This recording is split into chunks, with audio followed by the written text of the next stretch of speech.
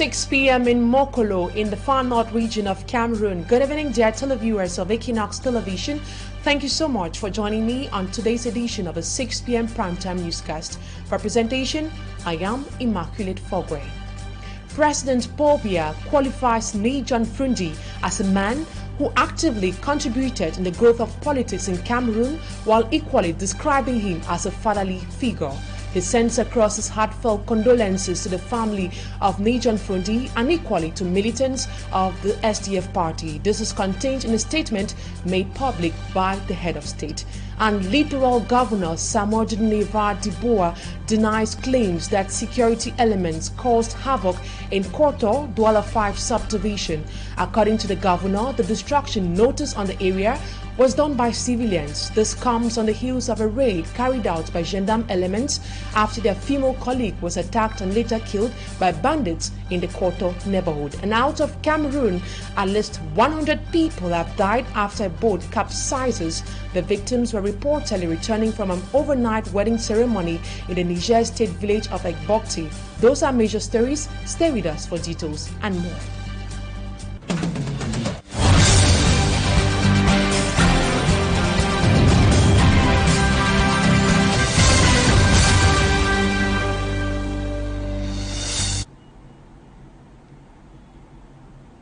Once more, good evening and thank you for choosing Equinoxe Television. You definitely made the right choice. President Paul Biya has personally sent his heartfelt condolences to the Frundi family following the passing away of the chairman. Meantime, the outspoken ruler of the Bamenju community, His Royal Majesty Sokoju Jean Rameau, lauds Frundi's resilience and says the chairman has done his part at making freedom of expression a reality in Cameroon. Annabella comes back to some of those reactions. President Paul Biya, in a communique addressed to the chairman's family, expresses the sadness with which he learned of John Frundi's death. President Paul Biya honored the memory of Frundi, whom he described as a man who positively changed the political landscape of Cameroon as leader of the SDF. While sending condolences to the SDF party in general and the Frundi family, President Paul Biya assured them of his closeness during this difficult moment. Besides President Paul Biya's condolences, the CPDM party is also concerned about the death of Chairman John Frundi. In another press release, the Communications Secretary, Professor Jacques Famdongo, on behalf of the members of the CPDM and the Secretary General, Jean Kweting, extends profound sympathy to members of the SDF and the chairman's family as well. And also the ruler of the Bamenju people of the West region, for Sokonju Jean Rameau, is greatly touched by the death of John Frundi. In an outing on June 13, the outspoken ruler from the West region says Frundi fought a good fight to free his countrymen, especially those of Anglophone Cameroon. In a style typical to him alone, for Sokonjo tells Frundi to greet Cardinal Christian Tumi, Nde Tumaza, Achidi Achu, Adamundam Joya, Germain Anaijo, Rose Frundi, Bandam, and others who had gone ahead. For Sokonju Jean Rameau enjoined the chairman to continue watching over Cameroon, a country he so much cherished when he was alive. The emblematic leader of one of the most powerful opposition political parties in Cameroon, the SDF, John Frundi, passed on in Yaoundé after a protracted illness at age 82 on June 13, 2023. John Frundi in the 1990s and John Frundi in 2023. His followers hold the opinion that their leader remained constant in his political and social strives, but some analysts think that he died with another face different from the hard government critic that he was in the early political days. Babla Jonathan tells us more.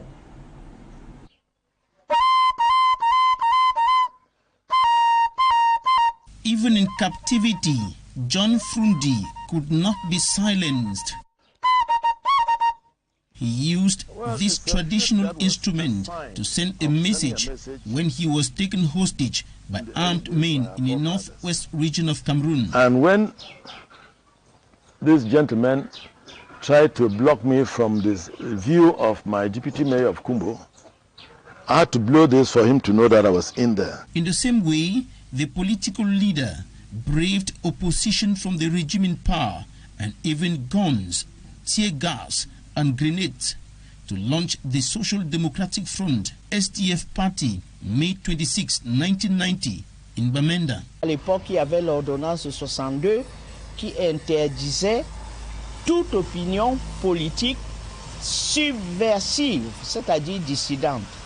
Donc on n'avait pas encore aboli l'ordonnance de 62. On n'avait pas encore tenu en décembre, 19 décembre, la fameuse session des libertés qui ouvre la voie au multipartisme, mais Frundi a pris les devants. Nearly nothing could stop his criticism of the government. Government's position is like somebody who steals 10 million because he's wearing a traditional dress, he hides it under his pants and tell you that I've not stolen, yet the money is bulging and showing out. And he knows that you are looking at the money. He says, I've not stolen, I don't have anything on me. At every occasion, regardless of the place or medium, he hit the government with stiff criticism. What has the Cameroon government ever done to show that they are remorseful in one thing that they've done? When they women with children in the north, the government spokesperson went to the air to say that nothing was done. When they shot and killed the people in Menka, in Pinyin, everybody that they catch, they are killing. And when they kill like this, they hide the facts. When you burn all people in their homes, you hide the facts.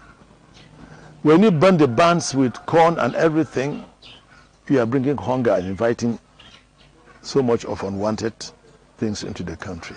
After President Paul Biya was declared winner of the 1992 presidential election, he says many expected him.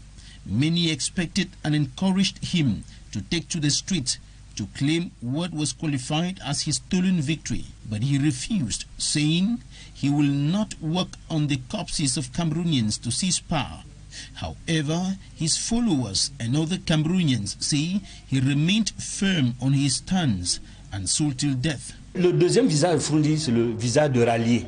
But some political analysts hold the opinion that in the last years of John Frundi's political life, he moved closer to the government, revealing another face different from what he showed Cameroonians in the earlier part of his political journey. The John Frundi of old was something else, a firebrand fighter and someone who pushed the nation to the edge. But the John Frundi of today is a softer John Frundi who kind of like piped down, and I think it was a good thing that he piped down because the country was going too fast to the brink, and it was a good thing that he piped down. Notwithstanding, almost all tributes to the deceased converge on the point that he is remembered as a hero of the return to multi-party politics in Cameroon, democracy and social justice. And away from news connected to the demise of the chairman of the Social Democratic Front SDF party, the governor of the Littoral region, Samuel Dibois, says the destruction caused at Quarter Immeuble neighborhood in the Douala 5 subdivision was done by civilians and not the forces of law and order. Samuel Dibois was speaking at the end of his visit to the scene where a female gendarme major officer was killed by alleged bike riders. Majikan Gabriel reports. An uneasy calm reigns at the Carrefour Quarter Immeuble in the Douala 5 subdivision after the killing of a female gendarme major. At the scene, remnants of the destruction that was done were still very visible, with broken makeshift stores along the road, which the governor of the Littoral region says it was done by civilians. After going down to the scene, as some media organs had reported that places were destroyed at Santa Lucia, we noticed that the supermarket had no scratches on it, but those makeshift stores along the road authorized by the Douala 5 Council were mistakenly destroyed by those drinking at the late hour when the incident happened and placed it on the security forces. pour les mettre sur le dos des forces de l'ordre. A security camera captured the image of someone dressed in the military attire hitting a civilian. But Littoral Governor says the forces weren't involved. Des forces en réaction. In a bid to bring order to the zone, people took images to incriminate our forces, breaking things. We went down to the incident scene, and I insist our forces didn't do anything and no one was injured. Les forces ne peuvent pas se faire justice. Nous n'avons pas enregistré sur le terrain des cas de personnes blessées. A man who sells roasted meat around the zone was shocked after seeing his place completely burnt into ashes. But this has been linked to some commercial bike riders in the town. The commercial motorbike riders who were confused and without identification documents at that time, passing by Santa Lucia, destroyed vehicles, but I insist it is not our security forces. The governor of the Littoral region has promised that the killing of the female gendarme major won't go unpunished. La situation est rétablie. The situation is calm, but investigations to arrest the killer of the gendarme major are still on course. We are reassuring our friends of the commercial motorbike sector that we are not hunting them down, but we are looking for the bad ones amongst them. We are not going to allow this crime go unpunished. Apart from the destruction of things at Carrefour Koto Immeuble, some unfortunate passerbys were also injured. And now we talk the Anglophone crisis. Security is now very tight in Tombell's southwest region after a gendarme officer was allegedly killed by separatist fighters, perturbing the May 20th celebrations. The governor of the southwest region, in a security meeting that took place in Tombell and brought together all the 6 divisional delegates, called on the population and even the forces of law and order to be vigilant against explosive devices mostly used by separatist fighters. Annabella has details. There seem not to be light at the end of the tonal sonnet concerning the conflicts plaguing the two English-speaking regions of Cameroon. Attacks on both the regular army and separatist fighters are still very frequent in the southwest and northwest regions. In a security meeting in Tombell Southwest, attended by all 6 divisional officers of the region, Governor Bernard Okelabilai said attacks on forces of law and order with the use of explosives are still a major threat. Those guys are using the explosive. So we must integrate in our modus vivendi that there will always be an explosive somewhere. So we must be vigilant enough to see if there is an abandoned rack, if there is a suspect maneuver from somebody, an abandoned car, all those must report. That is be vigilant to protect what we have done so far. During his heavily guarded visits to Tombell, the governor as usual called on the local population to collaborate with security forces for the farmers' safety. The Southwest security meeting took place in Tombell after May 20 celebrations were perturbed in the area following the killing of a gendarme officer allegedly by separatist fighters. And now to something else. The National Communication Council goes to war against the broadcast of content having homosexual pictures and messages on some TV channels in Cameroon. In a statement, the NCC reminds such channels that homosexuality is prohibited by law in Cameroon. Our reporter, Asia Lucy Liengu, spoke to a psychologist and he explains to us the dangers of such content, especially on children. Have a listen. Cameroon media regulatory organ, the National Communication Council, goes on offensive against television channels that broadcast scenes of homosexuality. Same-sex relations are prohibited and punishable in Cameroon according to the law. In a communique signed by the President of the National Communication Council, Joseph Chebonken, on June 12, states such contents are broadcast on foreign channels, especially on children programs. These practices are against good morals, customs, and traditions of the country. In relation to the broadcast of gay content over Cameroon television channels, a civil society activist, Prof. Mark Akumbong Anthony, says dissemination of such content has an impact on children, adults, and the society. The proliferation of such images on our medias is actually contrary to the constitution of the nation, and apart from that, contrary to the customary laws of our nation. And if you look at it, it is a strange culture actually coming from out of the country, not done for the good of our people but against our people.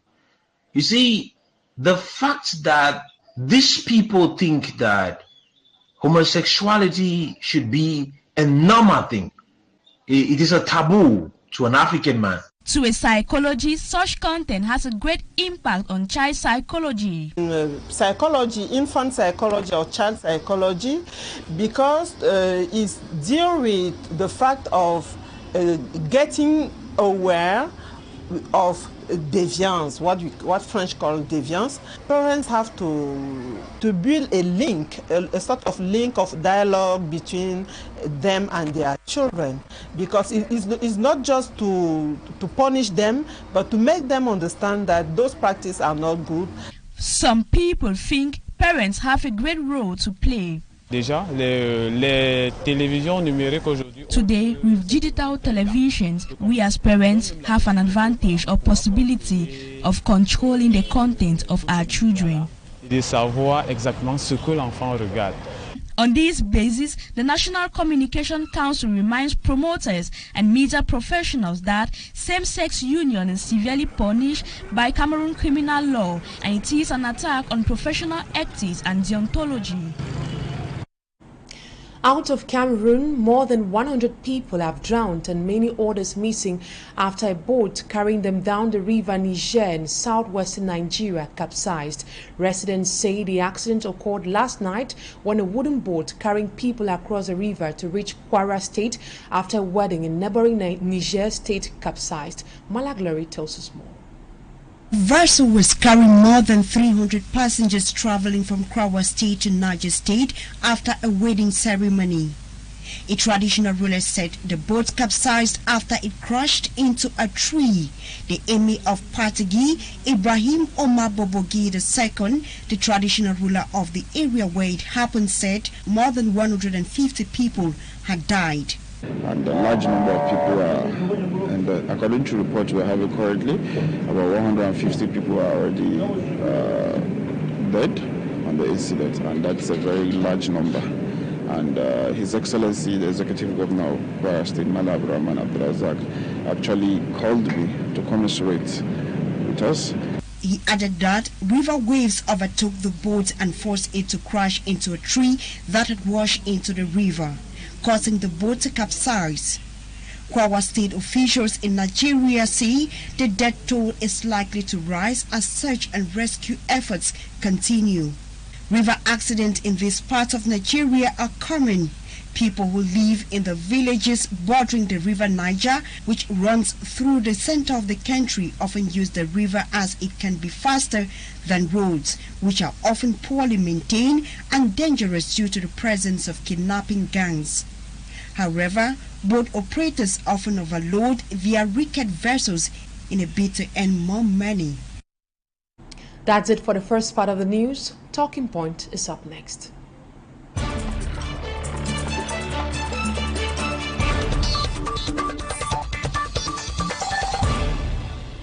Thank you so much for staying with us on the second part of the news. The entire Cameroonian community is still mourning the father of multipartism in Cameroon.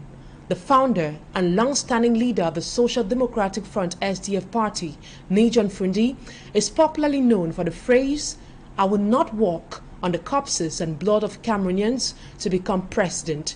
He made the statement shortly after violence erupted in Bamenda after the 1992 presidential elections.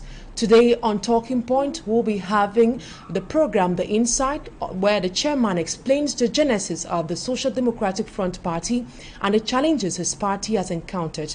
Let's watch him in this interview he granted on The Insight. How did John Frundi come into politics, and how did he succeed to bring the people together in the same vision right up to the launching of the party in 1990? Well, we are all Cameroonians, and we are going through a system, a tight-fisted, a high-handed regime that the security network was too hard. If you said anything about the government, you even fear talking in your own house with your wife and children, because you don't know who was going to say it, and they will get you to Cholere, Bantum, and all those hardened prisons. And but as the people are crying, I happen to have been the president of PWD. And I was following PWD here in Yaoundé, go to the north, go this way, and the way we were being treated. We were being treated then as trash. This was painful. That a referee would stand on the stadium in the 18 of the other team and blow a penalty across. In those days, referees would enter the stadium with their paddy suits, and they're there telling you that they're referees. There was bribery and corruption and all this. And all these painful things people were discussing, and I was taking note. And I saw the sincerity in their feelings. You will remember that around that period, the students of CPC Bali rioted. And then within that period, Gwaji Tinka came up with his book, The New Social Order. And these things were showing their ugly heads. And that's when we had to identify, some of us had to identify ourselves, sit down, and say, look, we can only challenge this thing politically. And the mastermind behind that was late Albert Mukong, may he rest in peace. And so we continued, and when we had discussed, looked at the Constitution, the constitutional provisions, and to most people they thought that the Cameroon Constitution was really tight and that we could not form a political party. But there was this clause for the formation of associations. And that's what we used to form the party and finally launch it.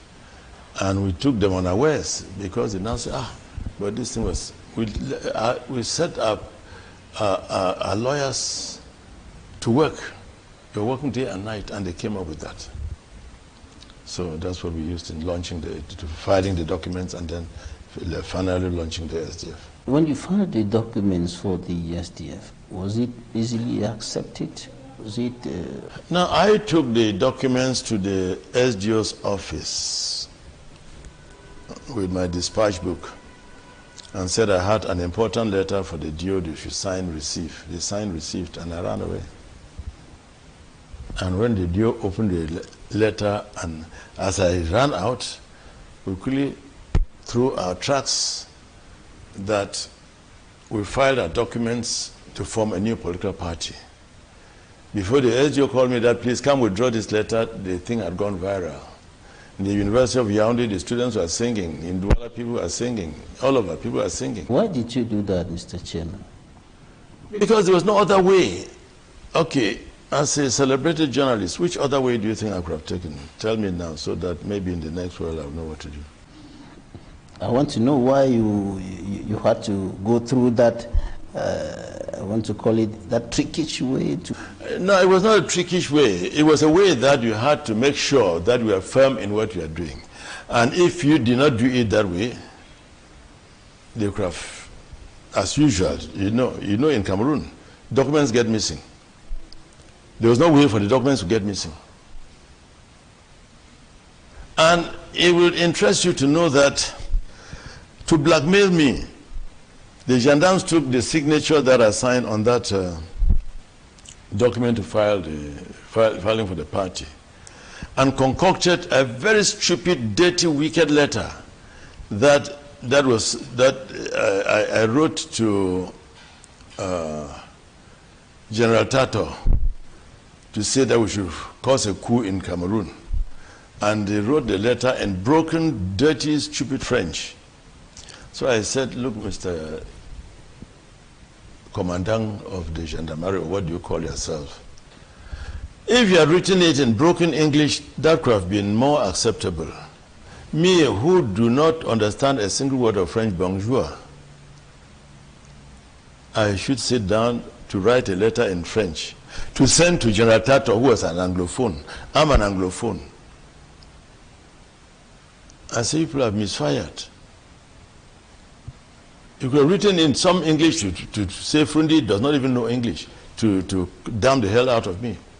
But you had to take the pains to write it in broken French. And the letter was typed on, you know, the typewriters of the gendarmes in those days had their specific characters. And when they brought, I said, this letter is typed on a gendarme typewriter. I threw it back at them. I said, it's typed on a gendarme typewriter. He said, how do you know? I said, look at the characters. We supply some of those machines and we know what they look like. Your characters are unique. And you type a letter there to come think that you can use it to intimidate Frundi. Come up with facts that will challenge Frundi to say, look, you did this, you did this, you did this. And you stood your ground on May 26, 1990. Of course. 6 persons died during the launching of that party. What provoked that? What provoked that chaotic atmosphere? No. We had declared our intentions to form a political party. We formed it. And we expected the government to protect us, launch the party, to send the police out to protect that people's property should not be destroyed. But they instead sent the people out to prevent the party from being launched. They blocked the Bamenda main stadium. They blocked the commercial avenue. They went and blocked the church center. So we saw time going, we had to launch it under the fig tree in Tarunkun Park. Now, and when they heard that we had launched a party, the boys came, some of them said they wanted to march now up Commercial Avenue to show that they've won. You imagine the girl, Juliet Seacott, who was stray bullet picked, was standing at their door and watching what was happening at the Liberty Square there, City Chemist Roundabout. And a stray bullet picked her. So these are some of the unfortunate things that happened. From there, how did you continue with that difficult atmosphere? Yeah, well, it was all tension. Yeah. Push through with the party right up to taking part in the presidential election, which you were talking about, 1992? Yeah, we had to continue because we had come up with a manifesto. We had come up with the constitution of the party. We had come up with all the documentations that we need to explain to Cameroonians what we had in mind and what we thought was a good government schedule for the Cameroonian people. So I had to go out to the field to tell the people that this is what we are talking about. We sold the social democratic options. We sold the federal options to the people. To say that when you have the federation, it means that you have the powers to run your own government, powers to decide in your own federated state what you'll do with your education, what you'll do with your legal system, what you'll do with those basic intrinsic values which meant so much to the people. We had to go out to educate them that this is what we want to give you. And not for somebody to sit in Yaoundé and tell you that, okay, I will give you this, which he didn't know how the thing was moving. Now, we are crying today about just the piece of road, Baoji Bamenda. How many of Mr. Bia's ministers know that piece of road? From him down. So, why did you let go your victory in 1992? Why did you let go your victory? First of all, tell us what happened. Now, you know that before we launched the party, they sent 2,000 well-armed troops to Bamenda to come block the launching of the party. And when we won in 1992, you know that I was held under house arrest. The whole Northwest and most of Southwest was militarized. And, pardon? State of emergency. No, it was militarized. And that then was followed by the state of emergency. Now, I know so many people then called me that we should go to war. As I've said in past interviews, I took note of what happened in Nigeria, the Nigerian Biafran War. People say that Cameroon situation is not that. Yes, I'm looking at the war, not at the events that lead up to that war. I'm looking at the war itself. And I saw the damage that was caused on humanity. Grenades, bombs shattered people. Because after that I went to Nigeria. I was a bookseller buying books from the publishers' representatives who were resident in Nigeria. Lagos, Ibadan, Apapa, etc., to come sell back in Cameroon. And I saw for myself what happened to these people. And seeing what happened, I said, I was winning a government to take care of the people, not to punish the people. You see somebody, the whole of this face is burnt. The hands are gone, the limbs are all gone. And you saw them, victims of war. They cannot even talk. So seeing all that, it was painful to me. And I didn't want to see my people go through that pain. And I knew that as time goes on, we shall educate Cameroonians to come up at the same level with other advanced democracies to vote, defend our vote, and make sure that the person who voted takes government. And these structures that we've been fighting for, that is what helps America. Otherwise, Trump could have pushed America into a senseless war. But we thought that we should have good laws that will govern the people, good structures that will govern the state, to enable us win elections and run. If I win and I do not run the government well, the next elections people will vote you out and get somebody else in. But when you have a sit-tight position, you have a sit-tight position, and you really sit there, I'm sitting here, I've taken it, do what you want to do. Well, anyway, after all this rigmarole, I still finally had to meet with Mr. Bia in Bamenda. Mr. Chairman, was it all about the exchange of figures between you and President Paul Bia, as you indicated earlier, that the figures were interchanged, or there were other political maneuvers with some other parties who were? Well, maybe you know them, you better let me know, because as I keep telling some of you that you are investigative journalists and you sometimes have more information than we do have. So if you know of other things that were hidden in the background, you let me know. Because today, for instance, you see some of your colleagues, they come out very vocally, very strongly. Frundi is whining and dining with beer. They've given him 5 billion, they've given him 1.5 billion, they've given him this and that. And here I am, still sitting here, the wretched man that I used to be. Of those things were said concerning your victory in 1992, that Mr. Frundi was bought over. He was paid to let go his victory? By who and for how much? And where's the money? I don't have a foreign account. People try to blackmail me, publish accounts that never belonged to me. And I stand corrected, challenge any Cameroonian who knows that Frundi has this account in this bank. I know there's nothing that a Cameroonian cannot do. Let them go and put some monies in an account and say this account belongs to Frundi. I say bring the money and give to the people. You let go your victory, and till today? Sir, I was never bribed. And I don't accept bribes. And by bribe, I mean that somebody is telling that take this amount and you do this, or take this and you do this.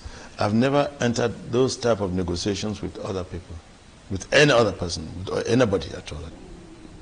Mr. Chairman, how was the journey of your political party been from 1992 right up to the last presidential election, in which for the first time in the history of the party, a candidate of the party, Honorable O.C. Joshua, came third?